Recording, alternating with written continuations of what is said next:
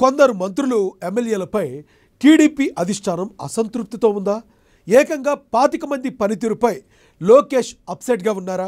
ఈ లిస్టులో రాయలసీమ, ఉత్తరాంధ్ర ఎమ్మెల్యేలే ఎక్కువ మంది ఉన్నారా? ఈ అంశంపై చంద్రబాబుతోనూ లోకేష్ మాట్లాడారా?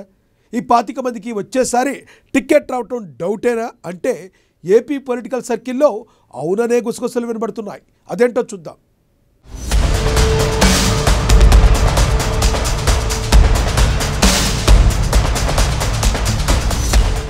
ఏపీలో గ్రాండ్ విక్టరీతో కూటమి ప్రభుత్వం అధికారంలోకి వచ్చినప్పటికీ టీడీపీ మాత్రం తగ్గేదిలే అంటుంది. ఈసారి ఏమాత్రం నిర్లక్ష్యం చేయకుండా ప్రతి చిన్న విషయాన్ని చాలా సీరియస్గా పరిగణిస్తోంది.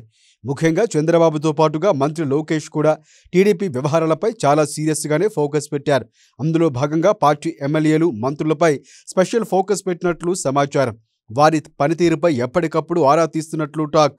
అసెంబ్లీ ఎన్నికల్లో గెలుపు అనంతరం కుదురుకోవటానికి అందరూ ఎమ్మెల్యేలకు కొంత టైం ఇచ్చారట. ఆ గడువు అనంతరం ఎమ్మెల్యేల పెర్ఫార్మెన్స్పై ఎప్పటికప్పుడు పార్టీ పెద్దలు ఆరా తీస్తున్నట్లు చెబుతున్నారు.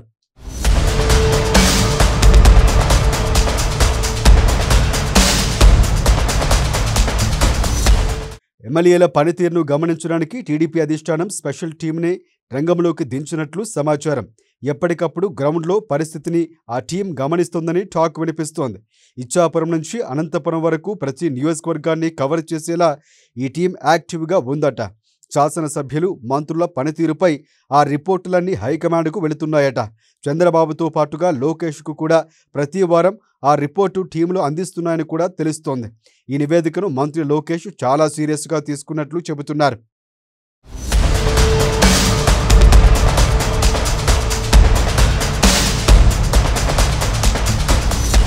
ప్రతి నియోజకవర్గంలో అందరికీ అందుబాటులో ఉంటూ సామాన్యుల సమస్యల పరిష్కారానికి చొరవ చూపాలని ఇప్పటికే చంద్రబాబు టీడీపీ ఎమ్మెల్యేలకు ఆదేశించారట.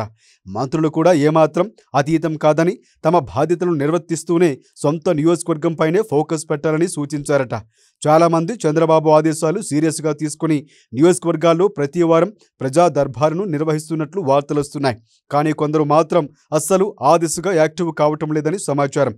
కొన్ని నియోజకవర్గాల్లో ఇప్పటివరకు వారానికి ఒక్కసారి ప్రజా దర్బారు మొదలు కావటం లేదని కూడా హైకమాండ్ దృష్టికి వెళ్ళిందట. సీఎంఆర్ఎఫ్ చెక్కుల పంపిణీలోనూ కొందరు ఎమ్మెల్యేలు నిర్లక్ష్యం చేస్తున్నారని తేలిందట. పార్టీ కేడర్కు అందుబాటులో ఉండకుండా సొంత పనులు చక్కబెట్టుకుంటున్నారన్న ఆరోపణలు కూడా వచ్చాయట. అలాంటి వారందరి లిస్టు చంద్రబాబుతో పాటుగా లోకేష్ దగ్గరకు చేరిందని సమాచారం.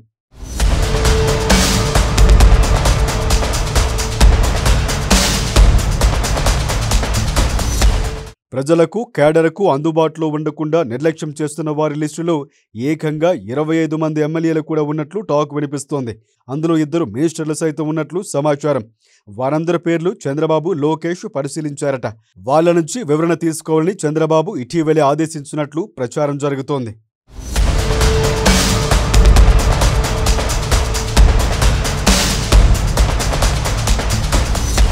ఆ 25 మంది ఎవరన్న దానిపై ఇప్పుడు జోరుగానే చర్చ జరుగుతోంది. 25 మంది జాబితాలో రాయలసీమ, ఉత్తరాంధ్ర ఎమ్మెల్యేలే ఎక్కువగా ఉన్నారట. అందులో తొలిసారిగా ఎమ్మెల్యేలైన వారే ఎక్కువగా ఉన్నట్లు సమాచారం. ఒకరిద్దరు కోస్తా ఎమ్మెల్యేలు కూడా ఉన్నట్లు తెలుస్తోంది. అలాగే వీరందరూ ఖచ్చితంగా మారాలని టీడీపీ పెద్దలు సదరు ఎమ్మెల్యేలకు క్లాస్ తీసుకోబోతున్నట్లు తెలుస్తోంది. ఆ ఎమ్మెల్యేలంతా వివరణ ఇచ్చాక ఒక్కొక్కరితో లోకేష్ 1-to-1 మాట్లాడే అవకాశం కూడా ఉందని తెలుస్తోంది. డిసెంబర్ మొదటి వారంలో ఈ 1-to-1 మీటింగులు ఉంటాయని కూడా సమాచారం.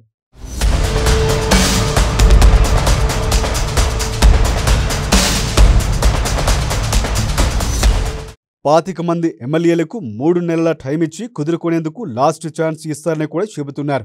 ఒకవేళ మారని పక్షంలో వచ్చే ఎన్నికల్లో టికెట్ను కూడా కట్ చేసే ప్రమాదం పొంచి ఉందని కూడా తెలుస్తోంది.